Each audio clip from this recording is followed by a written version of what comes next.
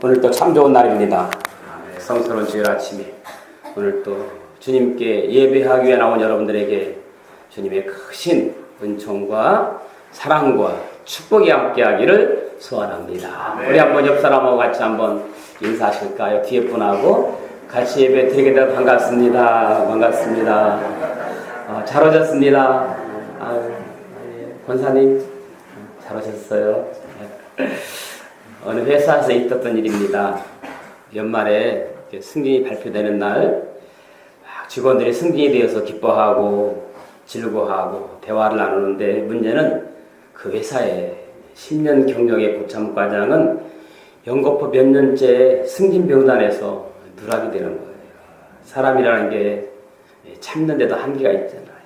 한두 번도 아니고 몇 년째 계속 누락되니까 참다 못한 이 과장이 그날은 사장을 직접 찾아가서 항의를 합니다. 사장님, 보십시오 한번.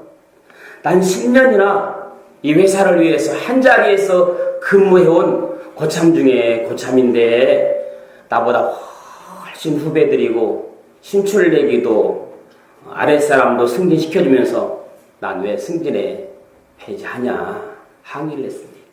그러면서 묻기를 도대체 내가 승진해서 떨어지는 이유가 무엇인지 좀 답을 가르쳐달라고 이 사장님에게 따졌습니다. 그랬더니 이 사장님이 한참 생각하더니 이런 말을 합니다.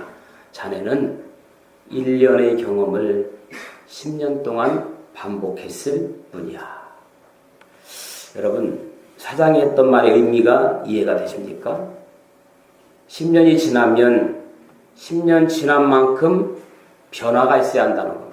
그런데 문제는 이 과장은 10년 전이나 지금이나 변화가 없다는 거예요. 오늘날 기업이나 소규모 벤처 사업이나 변화를 추구하지 않으면 도태되고 살아남기가 힘들다고 합니다. 그래서 현대는 변화를 꿈꾸는 사람이 성공한다고 합니다. 나를 변화시키는 습관이라는 책이 있습니다. 한창욱이라는 분이 이 책을 썼는데요. 이분이 신문기자로 오랫동안 일하다가 지금은 프리랜서로 일하고 있는 사람입니다. 그가 기자 시절에 소위 성공했다는 많은 사람들을 만나보면서 느끼는 것은 그들이 우연히 성공하거나 재수가 좋아서 성공한 것이 아니라 그들을 만나보니까 다 성공할 만한 좋은 습관들이 있기 때문에 성공했다. 성공할 수밖에 없었다. 그런 내용을 기록한 책입니다. 나를 변화시키는 습관. 그래서 성공하고 싶으면 이런 변화를 추구하라. 그런 얘기입니다. 참고적으로 몇 가지 이야기를 하면 일찍 시작하고 먼저 하는 사람이 일찍 성공한다.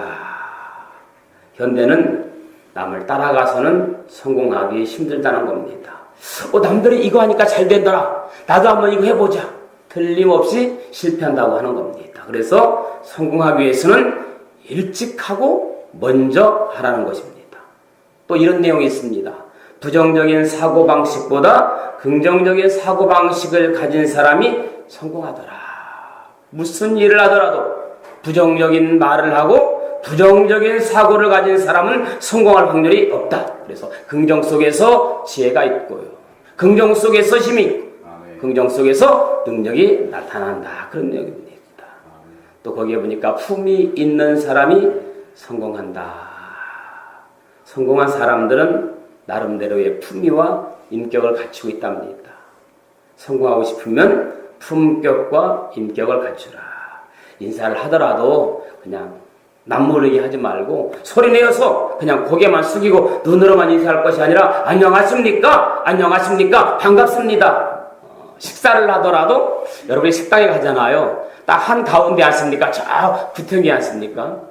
대부분 보면 어떤 분들은 저 구석에 가서 앉는 사람이 있고 어떤 사람은 딱 한가운데 앉는 사람이 있는데 이 책에 보니까 식사할 때 숨어서 한쪽 귀퉁이에서 하지 말고 주로 중앙에서 사람들을 많이 접할 수 있는 곳에 앉아 식사하라.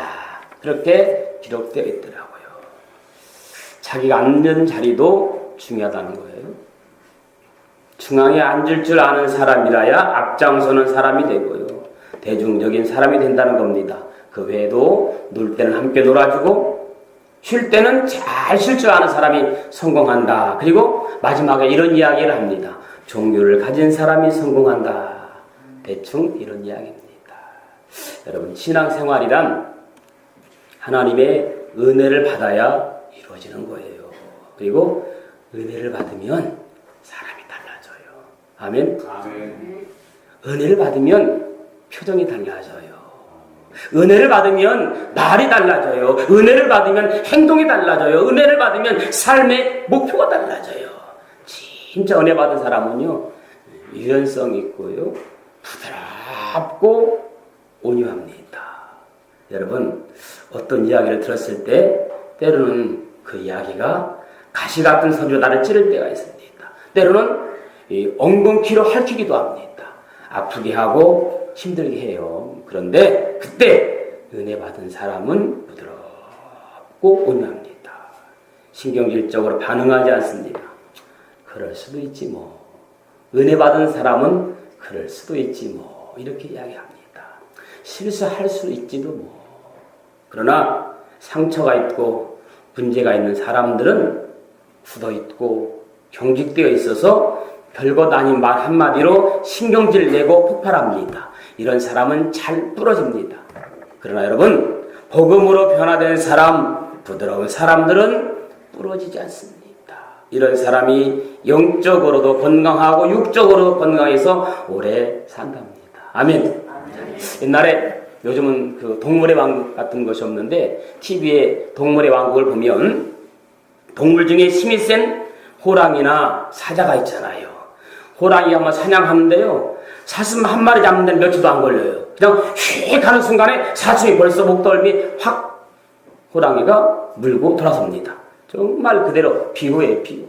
빠르고 힘있고 이빨이 무시무시해요. 그런데 그런 것들을 가만히 보면서 느끼는 것이, 저렇게 빠르고 힘있는 동물들이라면 분명히 천하를 다스리고 자기가 혼자 세계가 되어서 있어야 되는데 왜 대단한 힘을 가진 호랑이, 사자들이 멸종위기에 있을까? 그런 걸 한번 생각해 봤습니다. 분명히 상식적으로 그렇잖아요. 누가 호랑이를 해칩니까? 누가 감히 사자를 넘볼 수 있습니까? 그런데 사자와 호랑이의 숫자는 점점점 줄어들고 국가가 보호해야 하잖아요. 심지어는 동물 보호기구들이 특별히 도와주어야 번식도 잘 안 되고 숫자가 줄어들어서 멸종위기에 있잖아요. 그런데 오히려 보호해주지 않는, 살든지 죽든지 내버려두는 동물들, 이런 곤충들, 이런 물고기, 새들은 도리어 번식이 잘 되어 개체수가 늘어납니다. 왜 그럴까요? 이런 동물들은 온유하고 부드러우니까 늘어나는 겁니다. 그래서 모든 사람들이 은혜를 받으려고 은혜를 사모하고 은혜를 갈망하는 겁니다. 혹시 우리들의 신앙이 10년 전이나 지금이나 변화가 없이 늘 제자리 걸음만 하고 있다면 잘못 믿고 있는 거예요. 말씀을 들어도 감동도 없고, 기도에도 응답도 없고, 확신도 없고, 전도하고 싶은 마음도 없고, 주일도 그냥 습관적으로 일이 있으면 못 나오고, 일 없으면 나오고, 그것은 아직도 은혜가 부족하고 아직도 믿음이 약하다는 증거예요. 오늘 본문에 나오는 모세를 보십시오. 모세를 출애굽의 영웅이라고 말합니다. 선지자 중에 선지자로만 생각하지만 사실 모세를 자세히 듣다 보면 모순덩어리예요. 모순덩어리. 사고뭉치입니다. 말도 잘 못하죠. 성질이 급해서 주먹이 먼저 나가는 사람이에요. 말보다 주먹이 먼저 나가는 사람. 사고만 치고 다니고 그러다가 나중에까지는 성질을 참지 못해서 분해서 사람까지 죽였습니다. 거기다가 우울질적인 사람이었습니다. 그런데 하나님께서 그런 그를 사용하셨습니다. 부족한 그를 사용했습니다. 모순덩어리인 그를, 살인자를 사용했습니다. 그렇다면 도대체 하나님이 보시기에 기준은 무엇일까? 무엇을 보시고 모세를 사용하신 것일까? 하나님은 속사람이 변화된 사람을 사용하시는 겁니다. 그렇습니다. 겉사람이 아니라 속사람이 변화가 된 사람을 사용합니다. 사랑하는 여러분, 40세의 모세와 80세의 모세가 달라진 것이 무엇입니까? 생활, 장소, 그 자리입니다. 위치, 그 자리입니다. 그럼 무엇이 다른 겁니까? 바로 속사람이 다른 거예요. 그런즉 누구든지 그리스도 안에 있으면 새로운 피조물이라. 이전 것은 지나갔으니 보라 새 것이 되었도다. 이제는 주먹이 먼저 나아가는 사람이 아니라 생각한 후에 행동하는 사람. 아멘. 이성대로 사는 사람이 아니라 하나님 앞에 무릎 꿇고 기도하는 사람으로 변화되었다는 거예요. 그래서 가장 고차원적인 기도는 어떤 기도냐? 자신의 변화를 놓고 기도하는 사람이에요. 여러분 기도하면서 주여 제발 박 집사님 못된 성품을 변화시켜 주옵소서가 아니라 주여 제발 나를 변화시켜 주옵소서. 이것이 가장 고차원적인 기도인 줄로 믿습니다. 따라합시다. 주여 나를 변화시켜 주옵소서. 나를 변화시켜야 됩니다. 박 집사가 변화될 게 아니라 김 집사님이 변화될 게 아니라 내가 변화되면 되는 겁니다. 나를 변화시켜달라고 기도하는 저와 여러분들의 삶이 되어지기를 예수님의 이름으로 축원합니다. 내가 변화되면 되는 겁니다.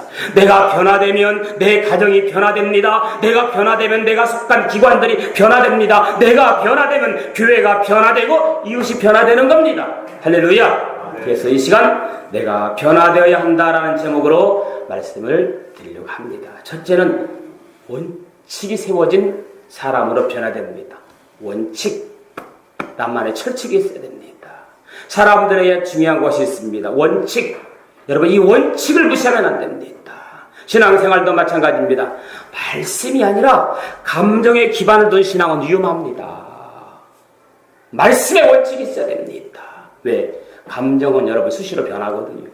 하나님은 이스라엘 백성들이 말씀으로 보장된 민족으로 변화시키는데 목표를 두었습니다. 그래서 광야 역사를 살펴보면 다 연단의 역사입니다. 말씀에 기반을 두게 하는 연단, 말씀에 순종을 하면 전진이 있습니다. 그러나 말씀에 불순종하면 그대로 있어야만 했습니다. 이스라엘 백성들은 여리고를 점령한 후에 아이성을 치료하고 올라갔잖아요. 그런데 아이성 전투에서 참패를 당하고 말았습니다. 왜냐? 하나님 말씀에 불순종했기 때문입니다. 그래서 그들은 작은 아이성을 점령하지 못했던 겁니다. 가나안으로 전진하지 못했던 겁니다. 그러나 다시 하나님 말씀에 순종했을 때 그들이 아이성을 점령하여 가나안에 들어갈 수 있었던 겁니다. 그렇습니다.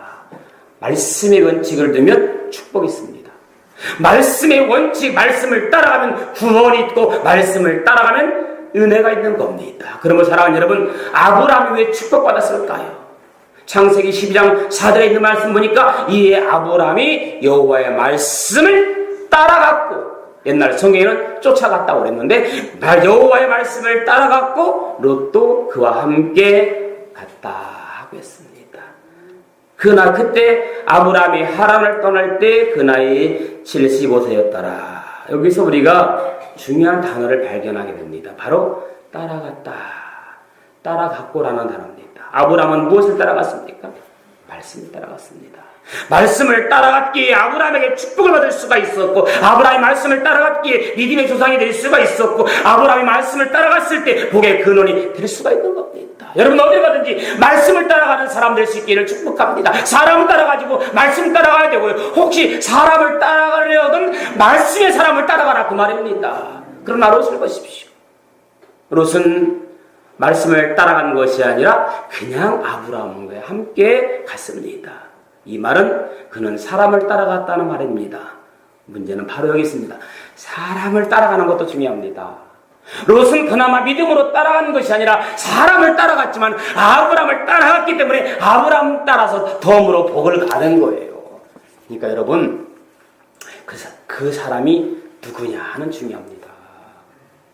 그 사람이 내가 따라가는 사람이 믿음의 사람이면 좋은 거예요. 롯은 아브라함을 따라갔습니다. 그래서 아브라함이 복을 받을 때 롯도 같이 복을 받았더라. 그러나 롯이 아브라함을 떠났을 때 더 이상 롯에게는 복이 임하지 않았습니다. 이것을 무엇을 말하고 있는 겁니까? 믿음의 사람과 같이 있어도 복은 받을 수 있다는 거예요. 이 말은 믿음의 사람이 뭐예요? 여러분들이 잘 쓰는 복의 통로인 겁니다. 믿음의 사람이 뭐예요? 복의 통로라는 겁니다. 믿음의 사람이 바로 복의 통로입니다. 요즘 말로 말하면 한마디로 줄을 잘 섰다는 말입니다. 신앙에서는 말씀이 우선이 돼야 돼요.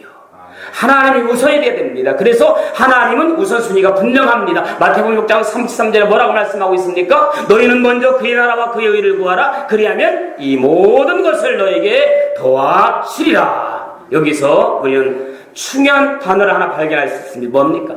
먼저라는 겁니다. 먼저. 우선순위입니다. 먼저 그의 나라를 구하라. 먼저 하나님을 생각하라는 겁니다. 여러분, 하나님을 먼저 생각하는 사람은 주일 예배가 먼저예요. 할렐루야. 제 말에 공감하시면 아멘. 그렇죠. 하나님을 먼저 생각하는 사람은 주일 예배가 먼저고, 세상을 먼저 생각하는 사람은 뭐가 먼저예요? 세상이 먼저 아닙니까? 등산 갑시다 하면 한 빠지고 가는 거예요. 요즘 10월, 11월 뭐가 많아요? 결혼식장이 참 많은 것 같아요. 10월, 11월 주일날 결혼식장 안 가셔도 된다고 제가 말씀을 드렸습니다. 그 대신 축의금을 더하면 된다고 말씀을 드렸습니다. 축의금 안 하고 예식장 안 가면 욕먹지만 축의금 드리고 주일날 예배 드리면 오히려 상대가 더 미안해하는 겁니다. 그래요. 하나님은 신앙의 원칙을 세운 사람을 사용하십니다. 먼저 하나님을 생각하는 사람, 먼저 그의 나라와 그의 의를 구하는 사람. 여러분, 하나님이 왜 솔로몬을 축복해 주셨을까요? 먼저 하나님을 생각한 사람이었거든요. 1,000번째 드린 사람입니다. 그리고 자기보다 하나님 백성들을 먼저 생각한 사람이었기 때문입니다. 그래서 하나님 솔로몬을 축복해 주신 겁니다. 세상 사람들이 부러워할 정도로 축복해 주셨습니다. 부귀영화까지 드렸습니다. 저는 여러분들이 원칙 있는 사람, 어떤 원칙? 신앙의 원칙으로 변화되기를 예수님의 이름으로 축원합니다. 아멘. 나는 여러분들이 정말 믿음의 원칙이 있었으면 좋겠어요. 이 철칙. 둘째로 능력 있는 사람으로 변화가 되어야 됩니다. 기왕이면 능력 있는 사람으로. 사회는 점점 경쟁의 사회로 나아가고 있습니다. 잘못하여 뒤처지게 되면 낙오자가 되고 패배자가 됩니다. 그러므로 우리에게는 뭐가 필요하냐? 때로는 능력도 필요합니다. 실력도 필요합니다. 재능도 필요합니다. 신앙생활도 마찬가지예요. 신앙도 능력이 필요합니다. 무엇보다도 마귀를 이길 수 있는 능력. 아멘. 악한 영들을 이길 수 있는 능력. 그래서 영적인 전쟁에서 승리할 수 있기를 예수님의 이름으로 축원합니다. 할렐루야. 사도행전 10장 38절 말씀 보면 하나님이 나사렛 예수에게 성령과 능력을 기름 붓듯 붓게 하셨으며 저가 두루 다니시며 착한 일을 행하시고 마귀에게 눌린 모든 사람을 고치셨으니 이는 하나님이 함께 하셨습니다. 여기서도 우리는 중요한 단어를 발견할 수가 있습니다. 바로 성령과 능력을 기름 붓듯 하셨다. 마찬가지로 주님 마음을 가진 사람에게도 성령과 능력을 부어주십니다. 그럼 우리는 주님의 마음을 가져야 됩니다. 오늘 본문에 보면 하나님은 모세에게 능력을 부어주셨습니다. 그래서 하나님은 모세에게 말씀하십니다. 오늘 4장 17절 한번 읽어보실까요? 4장 17절 시작. 너는 이 지팡이를 손에 잡고 이것으로 인접을 할지니라. 보세요. 모세에게 능력을 주신 겁니까? 아니면 지팡이에게 능력을 준 겁니까? 할렐루야! 하나님은 모세에게 능력을 주신 것이지 지팡이에 능력을 주신 것은 아닙니다. 다시 말씀드리면 모세가 아닌 다른 사람이 들려진 지팡이는 아무런 의미도 능력도 없다는 겁니다. 그러므로 모세는 능력의 사람으로 변화된 거예요. 사랑하는 여러분, 어떤 사람에게 능력이 많은 것입니까? 속사람이 변화된 사람에게 능력이 임합니다. 속사람이 변화된 모세에게 능력이 맺습니다. 그래서 모세가 능력 있는 사람으로 변화가 되더라는 겁니다. 그러므로 성령을 받은 사람에게는 능력이 임합니다. 사도행전 1장 8절에 오직 성령이 너에게 임하시면 너희가 권능을 받고 예루살렘과 온 유대와 사마리아와 땅끝까지로 내 증인이 되리라. 성령이 충만한 사람은요, 만나는 사람마다 누굴 전도할까 이게 머릿속에 꽉 차 있어요. 할렐루야. 여러분, 만나는 사람마다 누구를 전도할까 그렇게 마음속에 가득한 사람은 아멘 하시기 바랍니다. 아멘을 한 거야, 안 한 거예요? 저는 솔직히 100%는 아니지만 만나는 사람마다 어떻게 복음을 전할까? 어떻게 하면 예수 믿게 할까? 어떻게 하면 우리 교회를 오게 할까? 그런 마음이 있어요.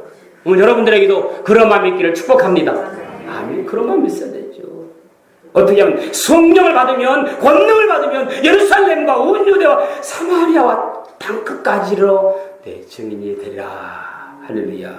바울 사도가 성령을 받았어요. 성령을 받으니까 능력 있게 살아가요. 그러므로 우리들도 성령 충만하여 능력 있게 살아가기를 예수님의 이름으로 축원합니다. 마지막 세 번째는 동역하는 사람으로 변화가 있어야 됩니다. 동역하는 사람.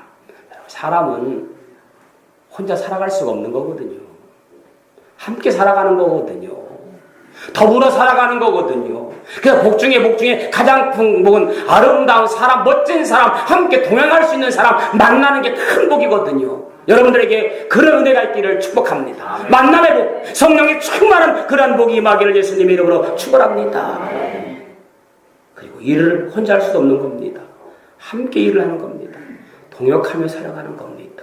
그런데요, 은혜를 받은 사람은 언제나 동역하는 사람으로 변화가 됩니다. 보세요.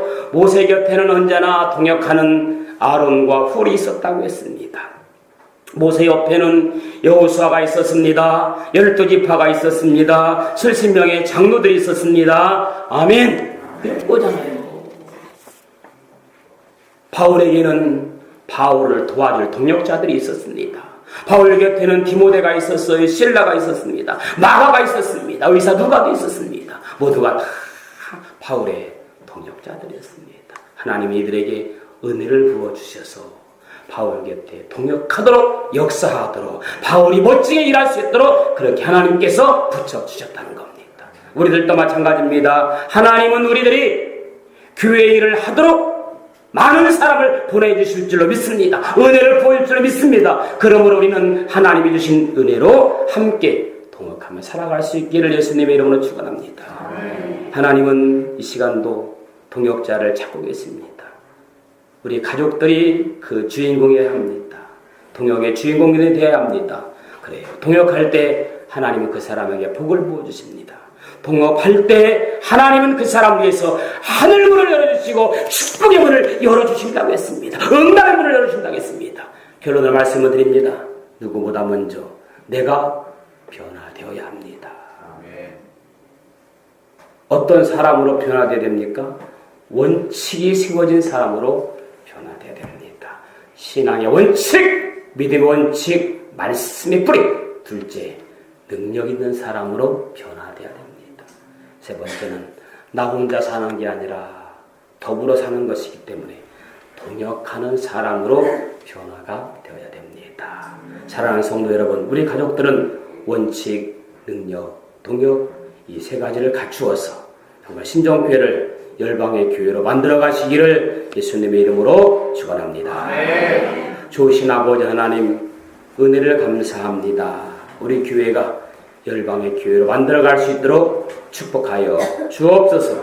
예수님의 이름으로 기도합니다. 아멘. 우리 다 같이